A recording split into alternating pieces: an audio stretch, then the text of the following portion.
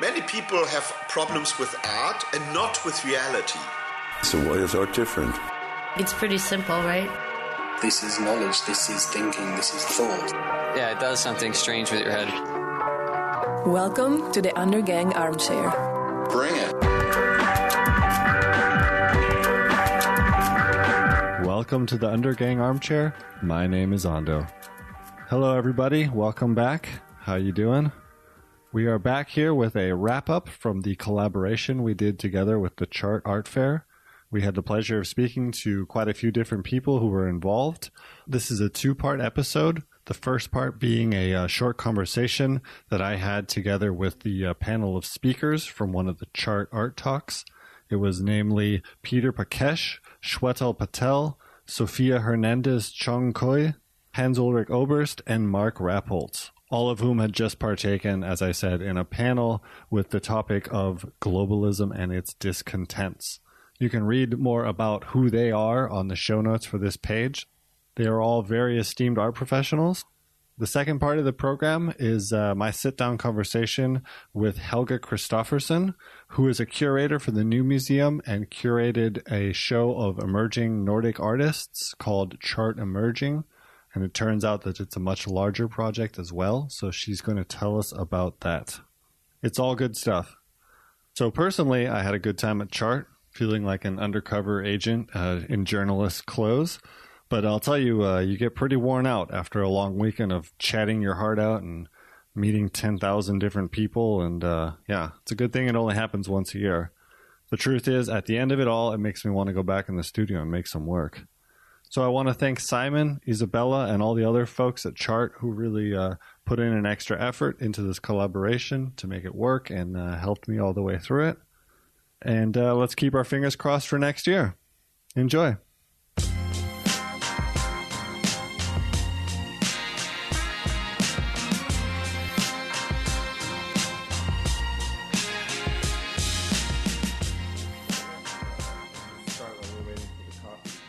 But there's way too much stuff to cover in terms of what we've been talking about just here in this last hour.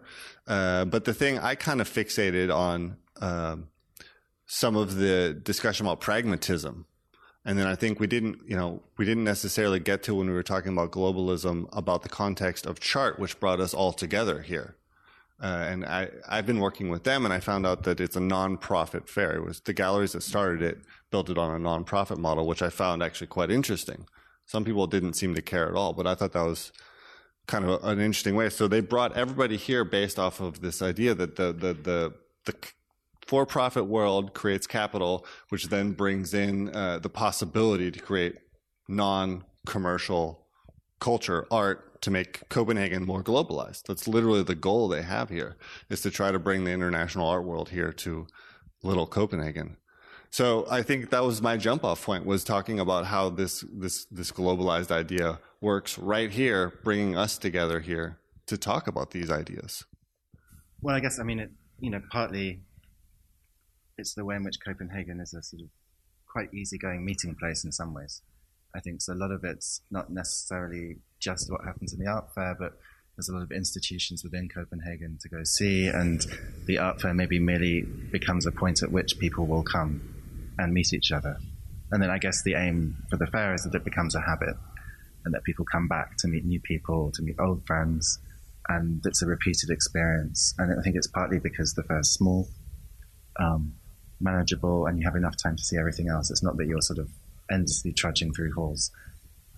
Yeah.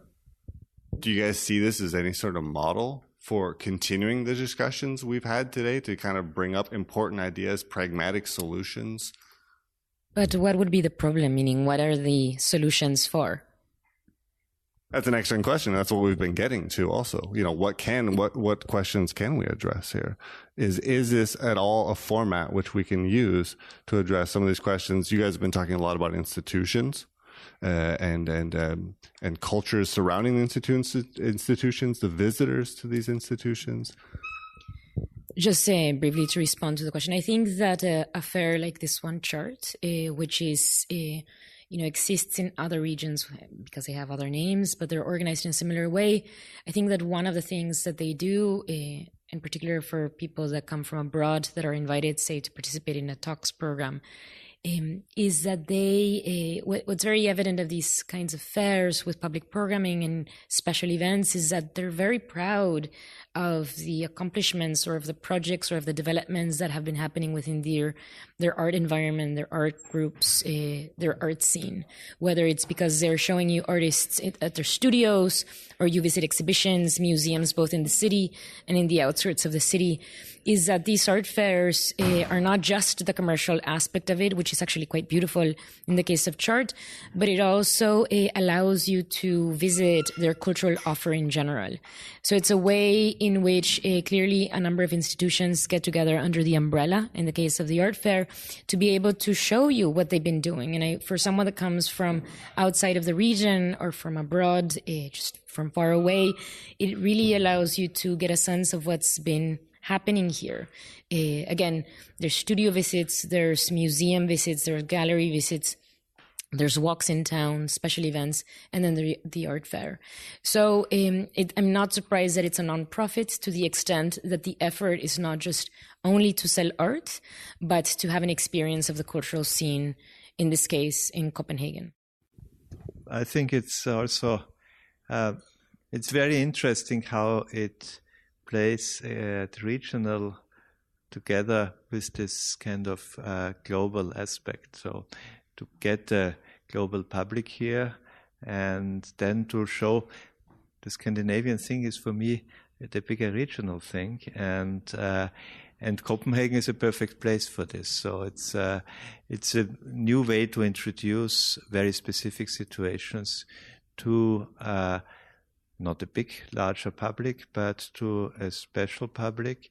And in this way, I enjoyed it very much to be around here and to understand a lot of the specificity of the city and to be able to exchange with colleagues from all over about this. I think I've been to Copenhagen many times. I came here actually for the first time in the early 90s when I did my first bigger exhibition with Caspar Koenig, The Broken Mirror, which was a painting show we did in Vienna, and we came here to visit Per Kirkeby. Then it was a second round of visits, later in the 90s when we did the Nuit Blanche exhibition at the Musée d'Art Moderne de la Ville de Paris, where I curated a show about, the emerging generation, the amazing dynamics really in Northern Europe in the 90s. It was basically artists from Norway, Sweden, Denmark, Finland, Iceland, and it was a show called Nuit Blanche. And ever since, I've been here regularly. But I think it's interesting about the Chart moment is, of course, that many different exhibitions happen, that one can visit all the galleries, all the museums. And we spoke earlier about the archipelago in our discussion, and I've been very inspired by the archipelago of Edouard Glissant, the philosopher poet from Martinique, who says that the Antillean archipelagos and the geography of the Antillean archipelagos, which is where he's from, he was born in Martinique, is important because they are an island group that has no center but consists of a string of different islands and cultures, and the exchange that takes place between them allows each to preserve its own identity. So in Glissant's own words, the archipelagos are extremely important because it was in these islands that the idea of creolization, that is the blend of cultures, was most brilliantly fulfilled. Continents reject mixings, whereas archipelagic thought makes it possible to say that neither each person's identity nor the collective identity are fixed forever and established once for all. I can change through exchange with the other without losing or diluting my sense of self, and it's archipelagic thought that teaches us this. So in a way, if we think about the archipelago and the world of art as an archipelago means, of course, that there are many, many centers. We no longer have this idea of an absolute center. At a certain moment after the Second World War, Paris lost, the avant-garde to New York. Today, it's on all continents. We have a polyphony of centers. And, Copenhagen is one of these centers. And then you can apply the archipelago logic also within the city. You can say, there are all these initiatives within the city of Copenhagen. And it's important that they collaborate, that there are synergies, and so on. So the fair isn't necessarily the important part. It's the fact that we're all here together for the fair. just want to add, I think addressing the non-profit, I think that's also can be an expedient strategic organizational move. So I think that in of itself doesn't tell you much apart from its legal status vis-a-vis, the tax office.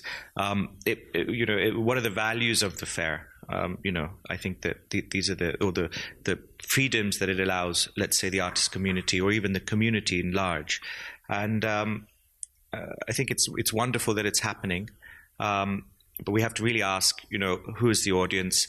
Does it serve the artists? Is it? I think very cursory. This is my second visit to Copenhagen after a very long time, and I was struck taking some taxis that the 4 or 5 taxis I've taken now are predominantly Pakistani origin drivers, and so I got into a conversation about what was happening here, and apparently there is quite a lot of communal tensions in certain areas around Copenhagen, and I asked them whether they feel comfortable, and these are very cursory discussions. So it's important, I think, for the fair to be situated in the city, as it were, and for it to really ask itself who are the stakeholders that it wants to speak to.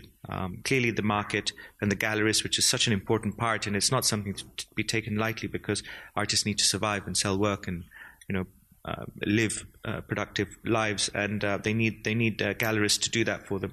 And we need a collector base to support these artists. You need curators, you need institutions, but you also need a civic coming together, and you need diverse audiences.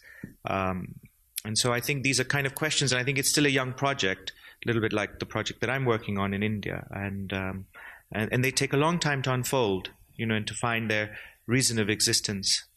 And I think these are, the talks program and bringing these people together, bringing us all together here, I think it's a wonderful thing in the sense that you bring all these different polyphonous voices together around the table to discuss some of these issues. But I think the orientation, the spirit of the project should also be kind of thought through. And of course, the fair, is important also locally, and it sort of, gives a lot of basically insight into work which is created internationally and here as well, and it creates a critical mass, which I think is very, very interesting. So it's definitely, very important that this fair takes place. It's very important that there is this archipelago of many different things happening. But I think your point of, the story of the taxi driver very much mirrors my experience recently with a taxi driver in London, which I was telling before, where, a taxi driver dropped me next to my office at the Serpentine. I came back from a trip early one morning, and, the driver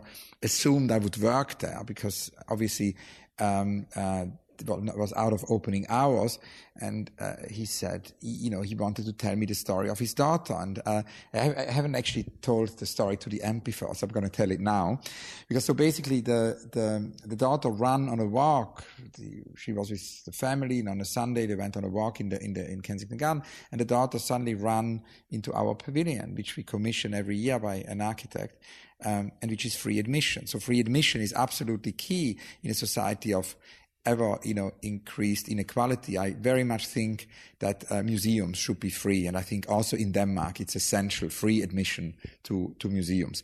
So, but free admission is not enough. That's what this story sort of taught me, because he said he would never have gone to this pavilion, so we should just run in, because he said, so I said, why? Because it's free admission. He said, because it's not for people like me. So there is this blockage, there is this obstacle, there is this, thing in the way which we have to somehow remove. And that, of course, happens when we, carry art or architecture or exhibitions into society. We get them outside the museum. Because then, it was amazing. He said that the daughter now speaks about nothing else but architecture. She's 14, 15 years old, and he's convinced that she's, going to become an architect. Maybe she's going to be might be the next Zaha Hadid. And she would not have made this experience if we would have waited for this family, to come to the museum. So mirroring this with your story, I think it is important that, art goes and is brought and is basically happening in these different neighborhoods. Absolutely, and I think you mentioned emergencies and crises and real urgent things that I think that we all need to be cognizant of. And one of the great urgent issues that faces the European continent today is migration. And there's an election coming up in Germany next month. I think Brexit is really an example of, I think, the kind of politics that can emerge and the kind of rhetoric and the kind of discourse that can emerge if things are left unchecked. And clearly, there is a continuing humanitarian crisis, and there is vast swathes of people who are non-indigenous to Europe living in Europe. And I'm not of European origin, but I've been brought up in the UK and so on. But I'm not saying that it's art's responsibility, but these are really pressing matters. And I think just following from what you've just said, I think that more effort has to be made, perhaps, to decentralize and to go into spaces and to go into areas. And the comment I got from the taxi driver, and I said, do you feel optimistic? He said, look, everything is fine. Just get us out of the ghettos. Because he felt that these were places where the violence was fermenting, that the fact that you had all these immigrant communities together, and this is an unrelated point to chart, but I think perhaps there's something there to think about. Well, yeah, it comes back to also the idea of what engagement do you have with the communities around you, and how do you draw people in, and the thing that I immediately go to is, does art have a responsibility? You mentioned earlier that we shouldn't necessarily work too fast, because we should also talk about, things. There's value in thinking things through and working on longer research projects, etc., rather than just immediately reacting constantly to what's happening right around you.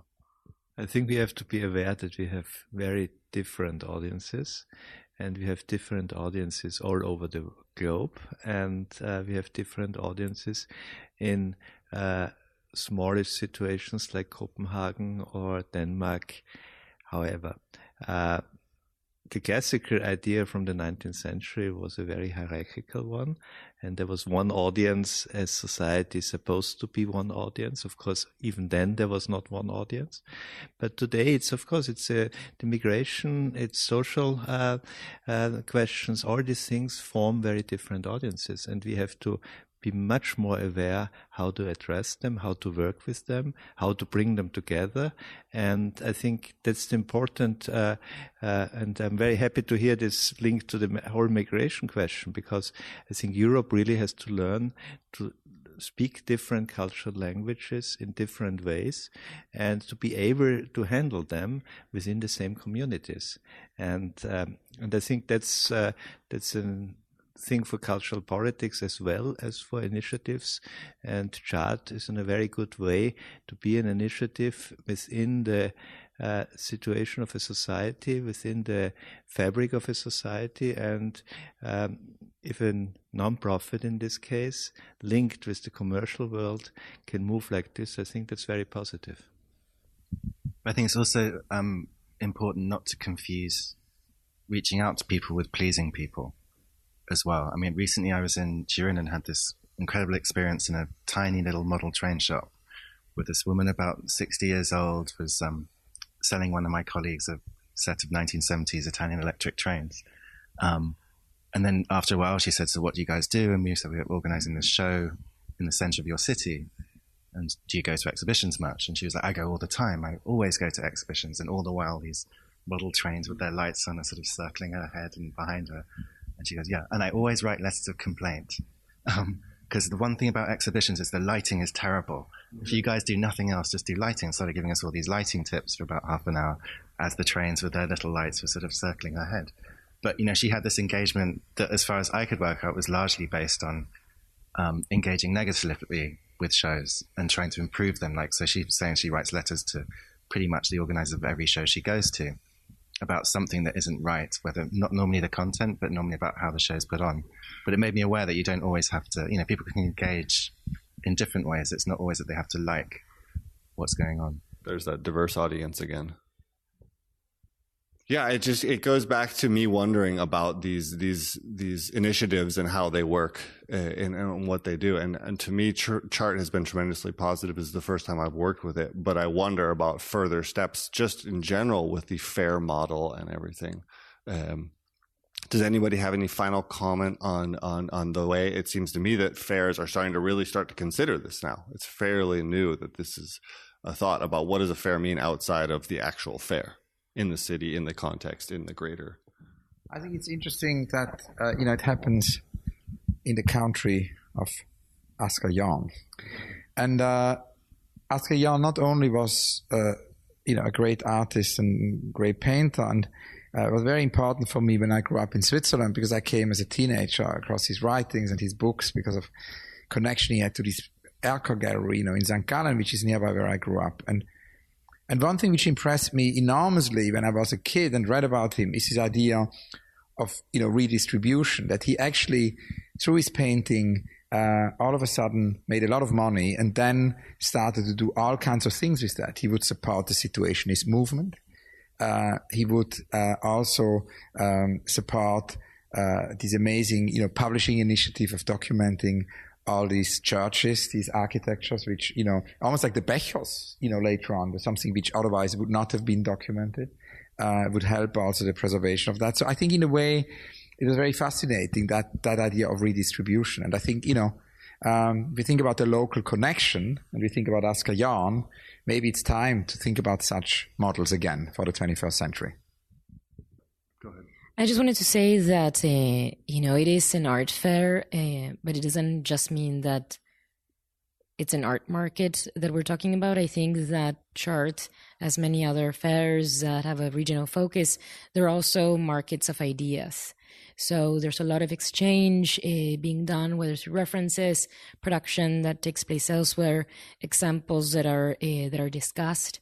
So it's not just about what's being sold, but what's being exchanged conceptually, which through conversations, through meetings, and whatnot. And that's what I think we should head into rather than away from. There's a lot of maybe implicit criticism in that, but I don't mean to go into like saying, oh, it's a shame. I think we should lean into it. What's the power of this? What is the power of gathering everybody for these different things? What can this bring us?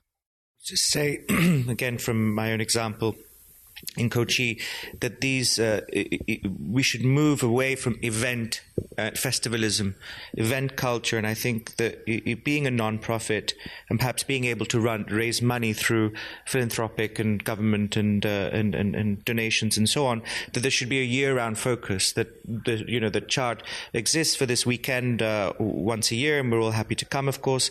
But the activities of the foundation, as it were, run throughout the year. And I think we mentioned it in the talk earlier about education. I think education should. I'm sure it's a core part, but it should be even more important within the schema of things. That the international art set is important, the collector set is important, and so on. But really, the grassroots, the bottom up activities that happen on a sustained year-round basis, I think is extremely important. And what forms that education takes. It doesn't need to simply be teaching students art history or giving them drawing pads and so on. It can take all sorts of innovative, dynamic ways and methods, and using artists in the local community and so on. I think also basically the idea of making visible emerging artists from Copenhagen, from Denmark, from the region, is something I think relevant for everyone who comes here, either from the city or from abroad, to find out more. And that's my curiosity always. I'm always making research, and so one of the reasons why I'm here is a great opportunity to see what yet a new generation is doing, and so I think that's a very important part. There's tremendous power in that. Thank you for your time. Thanks, guys. And thus concludes the first part of this episode featuring the esteemed speakers. Once again, that was Peter Pakesch, Shwetal Patel, Sofia Hernández Chong Cuy, Hans-Ulrich Obrist, and Mark Rappolt. Please look at the show notes page to read more about them. And now on to my talk with Helga Christoffersen. But I was curious, just as a good place to start with, how you ended up in New York. I've been there for 8 years. And I originally went to New York to do a master's degree. To study. I applied to this program and I got accepted, and that's really how I got to New York. What program was that? It's called Center for Curatorial Studies. It's part of what's called Bard College. It's mostly an undergrad college, but they do have a few kind of master's programs, and one of them is this curatorial program. Did you start here in Denmark with an undergrad or anything like that? I have a BA in art history from the university here in Copenhagen.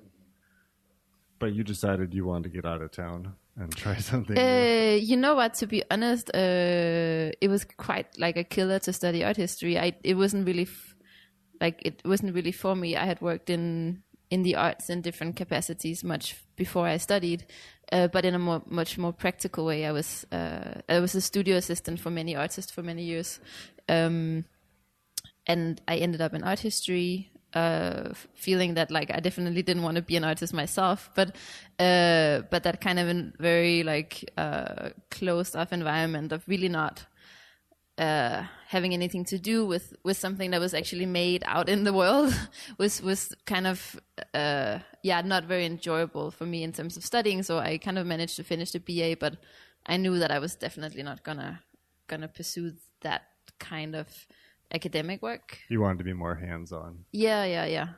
And there wasn't really any opportunity of doing that in Denmark. So that's why I started to look elsewhere. Yeah, I mean, it's one of those big things for people in our field, because either you decide to be hands-on and do something, or you just end up teaching, doing academic work, and those sort of things. Yeah. And it can be tough because, like you say, if you start out doing one of them and then switch over to the other, it looks like a gaping abyss. Yeah, no, it was, I didn't, I guess it's also like, it was also maybe it was an environment, the university here, like it was really very non-engaging and non-conversational. You have all these classes and at the end, whomever is lecturing is asking whether there's any questions, and like nobody ever has any questions.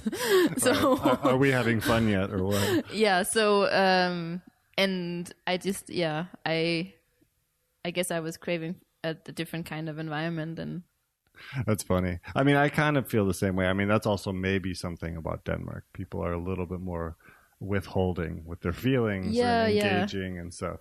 No, for sure. It's also cultural. I remember ending up like starting my studies in New York and ending up in classes where it's kind of the opposite situation. People are screaming at each other. Exactly. People can't wait. And you're just sitting there as like with your kind of Danish kind of, you have this whole filter of asking yourself, is this really worth saying? Should I really say this? Should I take other people's time by saying this? No, I should probably hold back. No, maybe not say it. You sit with all your considerations and like, obviously, clearly nobody around you thinks on that level. Nope. No, and it's one of the great things about studying and going to university is it is a time to really go for it in terms of just, Yeah. yelling it out or whatever. It's also, be part of a different kind of conversation. Yeah, at least for me, that was a big thing.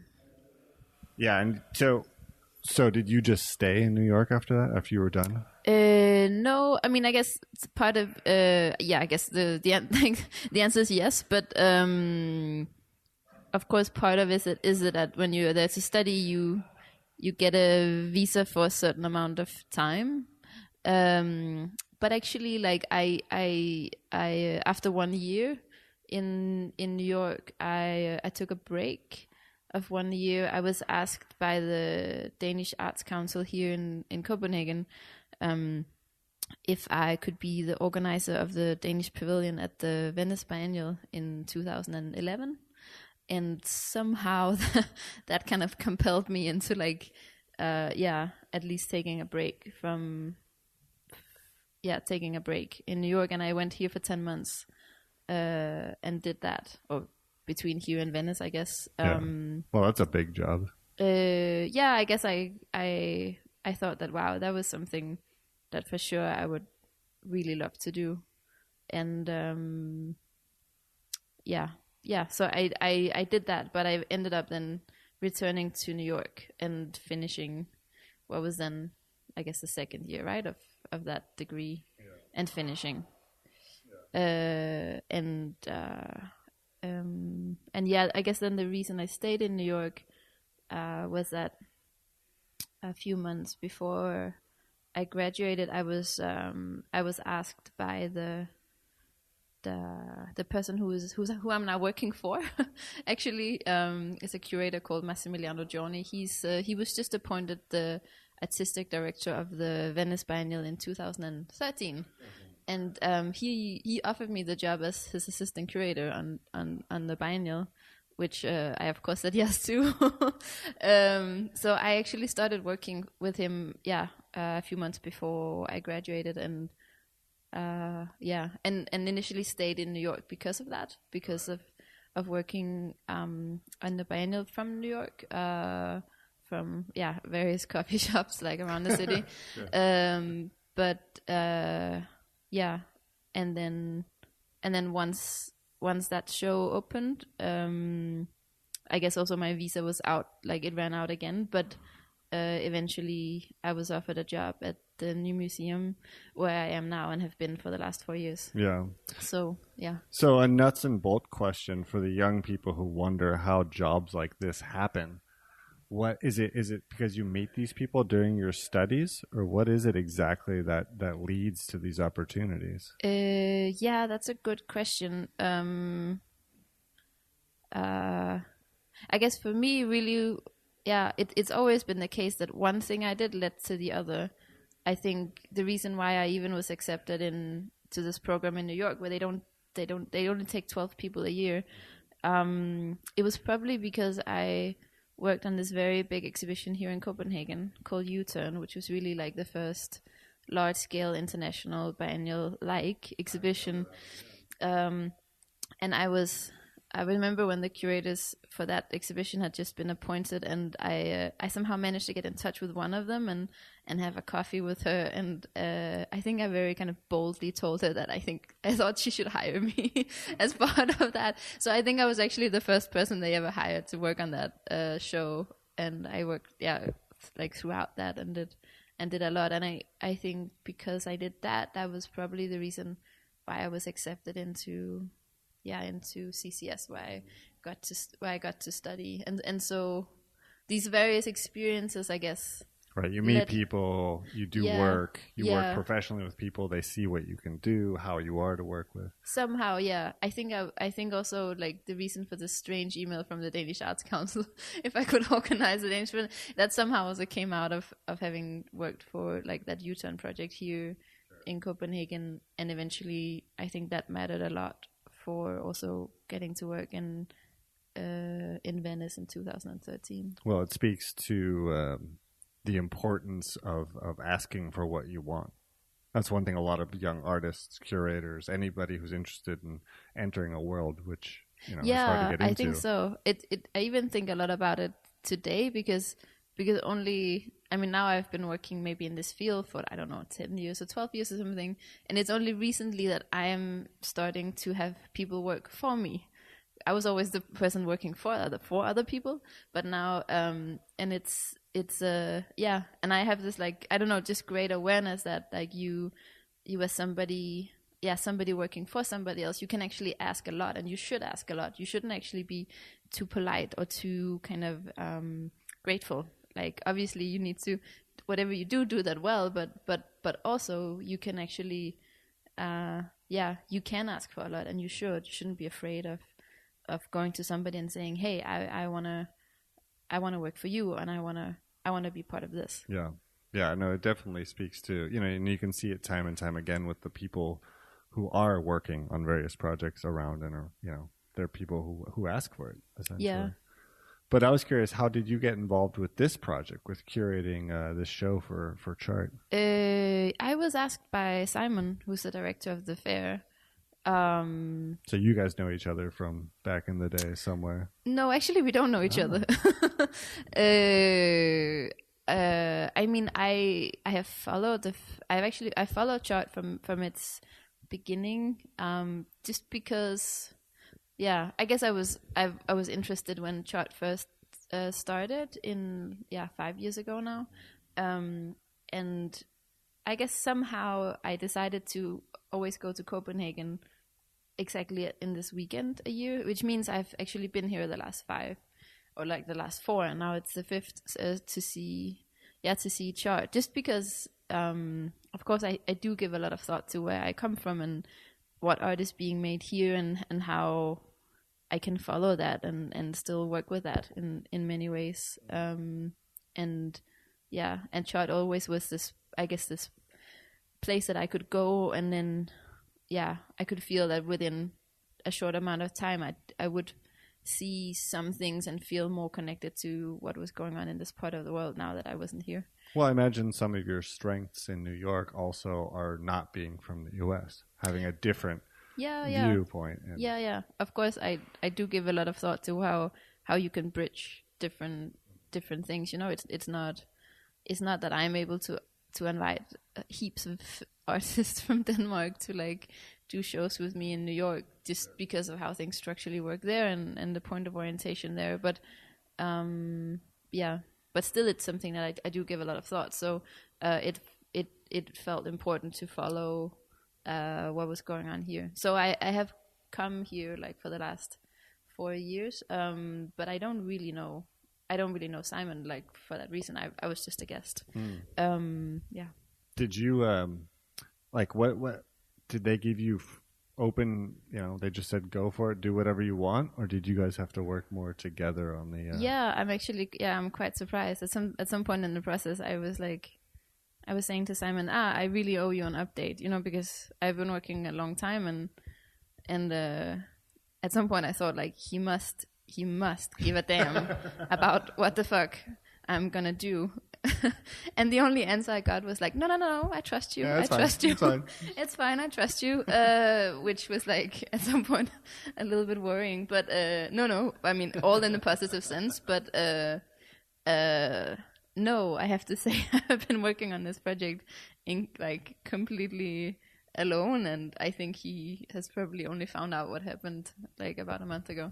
Well, that's why we're talking together, is because they mentioned to me that it has been a long and really intensive process to put together the show. So could you tell me a little bit about what your ideas for the show was and how you started to put it together? Completely. I think when I was invited to do this show, to be quite honest, my first reaction was that I wasn't so interested in only doing a small show that opened next to an art fair, and that was it. Like, also because in a way the premise of Chart is that it's a Nordic art fair, which means somewhat you are invited to look at the Nordic scene, right? And also, given that I haven't lived in Denmark for 10 years, really I'm not the expert.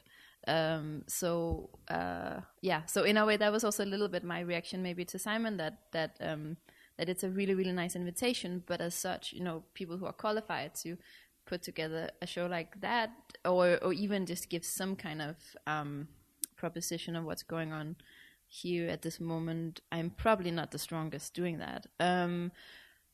So I guess my regardless, they chose you. Yeah, no. That's all good. But I mean, it's also just me figuring out that then how that's also a really exciting challenge, no? Like, but I guess my counter proposal to Simon was that instead of doing a single show, then what I could propose to him was to do like a 3-year-long research project, and make the show like the first component, and then turn it eventually into a book and into an online kind of a digital resource, which then kind of made the starting point for the project much broader.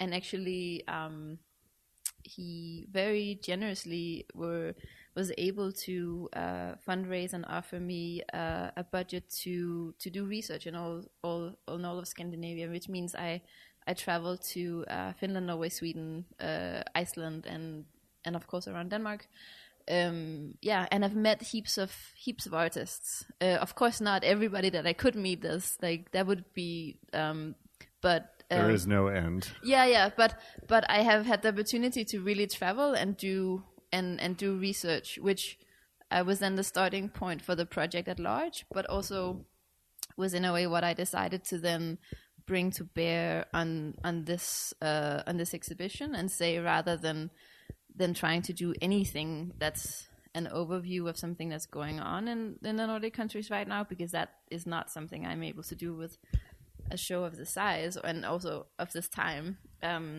So do you, how long has this been going on? I guess from the beginning of the year. Yeah. Okay. So you're still fairly new into this process. Yeah. I started like the first travels in January, I think. But you've done a lot. I mean, someone at some point told me you've looked at over 1,000 CVs and. Yeah, I guess the other part of the process that was started was just to more kind of systematically try to understand what even is a younger generation of artists in the Nordic countries, and how to even approach looking at that. I'm somebody who's very much for, I don't know, gathering materials and gathering lists and gathering names and looking at bigger pictures. I'm also not afraid of talking about, okay, what if you talk about a generation of artists in Scandinavia? Who is that, and how old are they, and what are they doing? Also because on my part, I'm interested in understanding, maybe that's also another point of departure for this, right? That I've been away for such a long time that I actually feel not so connected to my own generation of artists. So it makes sense to do research in that case. Yeah, you're not just calling your friends, you're actually trying to find something. Yeah, because I don't know the scene so well. At the same time, I do wonder about the fact that, at least in a Danish context, which is the context I know the best, there's a moment of the generation that's 10 years older than me. I'm born in 1983, so 10 years older. And there's a generation of at least Danish artists who really kind of establish themselves as a group, and as with kind of have gained quite some very impressive kind of careers, and have done amazing things, and are still exhibiting widely in Denmark and abroad, etc. But if I look at my own generation of artists, it's very hard to actually see somebody who really kind of got the foot down. And I'm not saying that is the end all and be all of what you want to do as an artist. I'm just saying that if people abroad ask me, which they really often do, who is the artist from my generation from here that are currently, let's say, doing many things, taking part in exhibitions elsewhere outside of the country. I'm not able to mention that many, actually. That's really interesting, because now that you say it, there aren't a lot of 35, 36, 37-year-olds kind of working right now here in Denmark. No, I mean, I guess I think there are, but I guess it's also not, and this is not about a critique in any sense. It's about the fact that as in many other places in the world, there's, at least in the art world, there's cities and centers that are more kind of knot points, and then there's places that are necessarily smaller art scenes and more regional art scenes.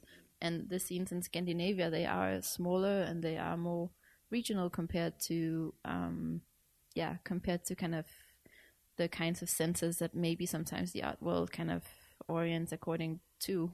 And it's a real question of how do you travel from one to the other and between these, and how are you here in this city, in this country, and you make work, and how is that brought into dialogue with work that is made by your peers elsewhere? Or in your case, how do you apply this to your research and the end result? Yeah, of course. Yeah. Have you set any criteria or any goals, or are you leaving it pretty open for yourself? No, I guess I decided when approaching this show that I didn't want to come I didn't want to go about and have a very specific idea and then looking for people to illustrate that idea. I don't want to decide that I need to make a show about migration at this point in time and then go and find somebody whose work can illustrate my idea. I don't think that's a way to go about understanding something that's a kind of a force in at this moment in time. Rather, I think going out and then actually trying to listen to what people say and then starting to understand how that resonates with each other and then trying to ultimately amplify that. That's the only response I have to an invitation that asks me to look at something that's of this moment in time, of a younger generation of artists doing something. Then I necessarily feel that I have to leave behind my smart ideas about what I think is topical, But so the show really kind of came about through kind of picking up threads in the works of these 11 people and collectives, and starting to relate them to each other. So what are you saying, 11 from the Nordic area? Yeah. So I guess the group I brought together is artists from all those 5 countries. That's a small sample size there. Yeah. I mean, I don't think you can do a show that's bigger, at least not if you are asking people to make like ambitious, new, often site-specific work. So that's also a budget choice. I'm not so given that this is the context of a fair and you have like an entire building just filled with small objects that was put into it. Honestly, I didn't feel the need to gather more small objects and put them into a building. That felt really super flurious. So the priority for the show here has really been to work with each of the artists and present new work and often work that was in a scale or a level of ambition that they had not been able to work in before, and to use this opportunity to offer them that. The commissioning of new works. Yeah. So before we go too far into that, I'm curious though about what it was like when you went to, let's say, Iceland or Norway or wherever you went. Were you doing studio visits? Were you trying to connect with people locally who could help you? I mean, I was doing studio visits. Often in each of the cases, the national funding agencies helped in terms of both logistically and with recommendations. Beyond that, I have to say that I normally I know when you go someplace, generally also researching in other parts of the world, that you just have to ask multiple sources. You can't, if you ask the Danish Arts Agency here in Copenhagen, they're going to give you a specific list of artists, and not all of the people that you might want to meet is on that list. So absolutely. So you have to try and I guess to go multiple avenues. Which is a mix of you can easily look up all the exhibitions that took place in the last few years. What did the institutions show? What did the non-profit spaces show? What did the artist-run spaces show? What's the galleries there? Which connections or context do you have there? Which artists have I worked with before? And then I ask artists about other artists, who are your peers? Who do you talk to, etc. And you just kind of go from there. Sounds like a lot of work.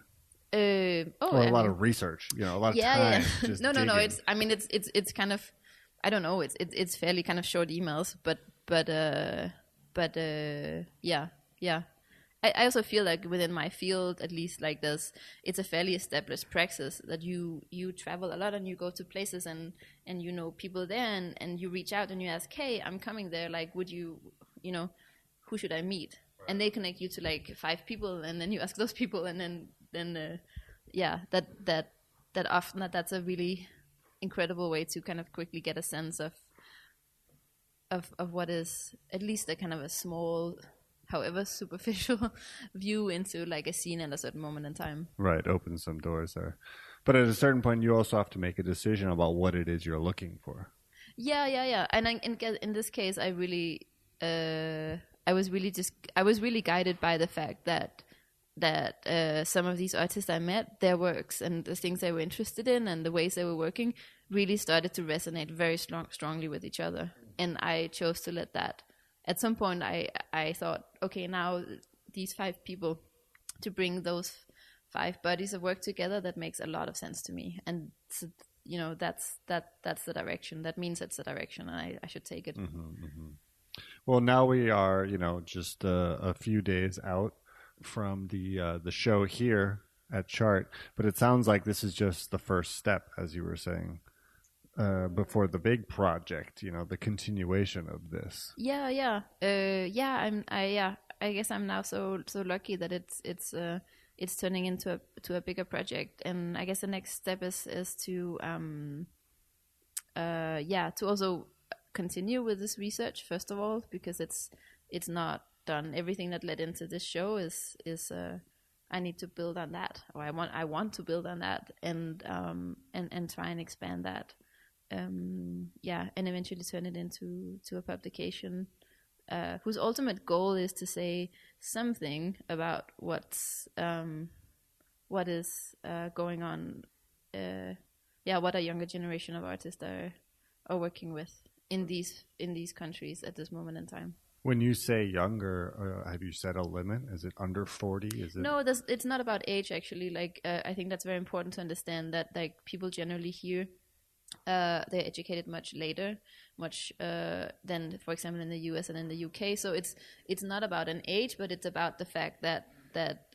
as an artist, I guess you go through a period of time where you experiment with certain things that might often be in educational context, where you are able to test things out, and in a way, the thing you put out, it can still be somewhat of a try, right? And then maybe at some point, either you come out of that structure of that education, or you by yourself decide that now you're actually going to launch something into the world, which is a proposition of something that you stand behind and that you want to do, and that you put out there as I guess your ultimate, your work and a line of thought that you want to share, and a discourse. Yeah, and I feel that's a moment where you can talk about something that's emerging and something that's starting out, and you can be old and do that, and you can be very young and do that, but that's nevertheless like a kind of a starting point for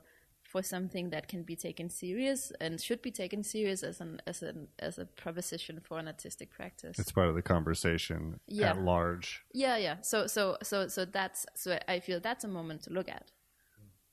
What are you, when you're thinking publication, are you thinking more than these 11 artists you've put together for this? Much larger overview at that point. Yeah. And then an eventual larger exhibition? If you can sell the idea or whatever. That's a really good question. That's a good question. Yeah. So it's still early, I guess, is the point. Yeah. Cool. Well, thank you very much for your time. I appreciate it. Yeah, you're welcome.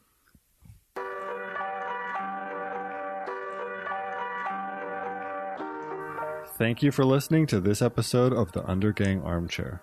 The intro and outro music was kindly provided by Johnny Ripper, and today's interstitial music was provided by The Passion Hi-Fi. You can find links to their music and tons of other conversations with great people on our postnatal depression of a website, undergang.net. If you like the show, we would appreciate it if you'd take a time to leave a review on iTunes. It's the best way to help others find us. Thank you for joining us.